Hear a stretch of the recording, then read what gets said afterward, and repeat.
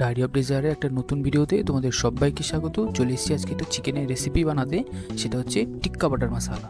সবার প্রথমে এখানে আমি তেল গরম করে নিলাম। তেল গরম করে সাদা তেল দিয়েছি, আর দিয়ে দিচ্ছি এখানে 1 চামচ মতো রসুনের বাটা। চাইলে এখানে রসুনের কোয়াও ইউজ করতে পারবে। এবার দিয়ে দিচ্ছি 1/2 চামচ কাশ্মীরি লঙ্কার গুঁড়ো, 1/2 চামচ লবণ। লবণটা ভালো করে টমেটোর সাথে মিশিয়ে নিচ্ছি। মিশিয়ে নেওয়া হয়ে গেলে এটাকে আমি ঢাকনা চাপা দিয়ে দেবো 5 মিনিটের মতো, মিডিয়াম টু লো ফ্লেমে। যেহেতু টমেটোর মধ্যে লবণ ছিল, তাই অনেকটা টমেটোটা নরম হয়ে এসছে। এবার এখানে দিয়ে দিচ্ছি কাজু বাদাম। আমি এখানে ভাঙা কাজু ইউজ করেছি, আর দিলাম পরিমাণ মতো জল। টমেটোটা যাতে ভালো করে সেদ্ধ হয়ে যায়, আরও 5 মিনিট আমি হাই ফ্লেমে এটাকে ফুটিয়ে নেব। দেখতেই পাচ্ছেন যে টমেটোটা আমার ফুটতে শুরু করেছে।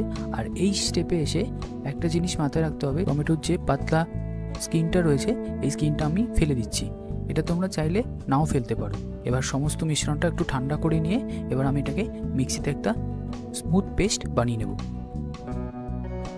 এই যে আমার পেস্ট রেডি। আর এরই মধ্যে আমি যে চিকেনের টিক্কাগুলো রেডি করেছিলাম, এটা আমার আধা কুক ছিল, আমি এগুলোকে সেই সাথে গ্রিল করে নিচ্ছি।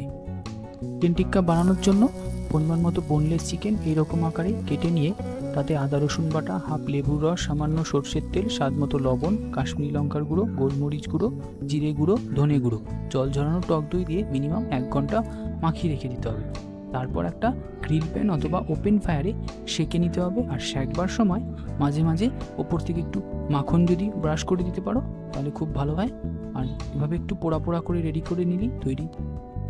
এবার গ্রেভি বানানোর জন্য আমি পরিমাণ মতো সাদা তেল গরম করে নিচ্ছি এবং তাতে দিয়ে দিচ্ছি পেঁয়াজ কুচি। চিকেন টিক্কাগুলো কিন্তু এমনিও সার্ভ করা যেতে পারে ধনেপাতা, পুদিনা পাতা চাটনির সাথে। পেঁয়াজ ভাজবার সাথে সাথে এখানে আমি দিয়ে দিচ্ছি স্বাদ মতো কাঁচা লঙ্কার কুচি। এটাকেও আমি তেলের সাথে ভালো করে ফ্রাই করে নেব। দিয়ে দিলাম আদা রসুনের বাটা। আদা রসুনের কাঁচা গন্ধটা চলে না যাওয়া অবধি ভালো করে ফ্রাই করে নিয়েছি। এবার দিয়ে দিলাম ধনের গুঁড়ো, হলুদ গুঁড়ো আর কাশ্মীরি লঙ্কার গুঁড়ো। এবার ভালো করে এটাকেও মশলাটা আমি কষিয়ে নেব। আর মাঝে মাঝে অল্প জল ইউজ করব যাতে পুড়ে না যায়। একেবারে অনুষ্ঠান বাড়ির মতো স্বাদ আনতে কিন্তু এই স্টেপগুলো একটাও স্কিপ করো না। এটা থেকে ভালোভাবে তেল ছেড়ে আসলেই তারপর আমি যে টমেটোর পেস্টটা বানিয়ে রেখে দিয়েছিলাম আগে, সেই পেস্টটা আমি এখানে পুরোটা দিয়ে দিলাম। এবার এটাকে মশলার সাথে ভালো করে কষিয়ে নিতে হবে। আর যতটা সম্ভব টমেটো থেকে কিন্তু এখানে আমাকে ময়েশ্চারটা পুরোপুরি বার করে নিতে হবে। আর এই সময় কিন্তু টমেটোর যে পেস্টটা প্রচণ্ড ছিটকায়, তাই এই ছিটকানোর সময় যাতে গায়ে হাতে লেগে না আসে, তাই মাঝে মাঝে চাইলে তোমরা এটাকে ঢাকনা দিয়ে দিয়ে কুক করে নিতে পারো। আমি এটা মিডিয়াম টু লো ফ্লেমে এই অ্যারাউন্ড 6 মিনিট মতো এটাকে কুক করে নিচ্ছি।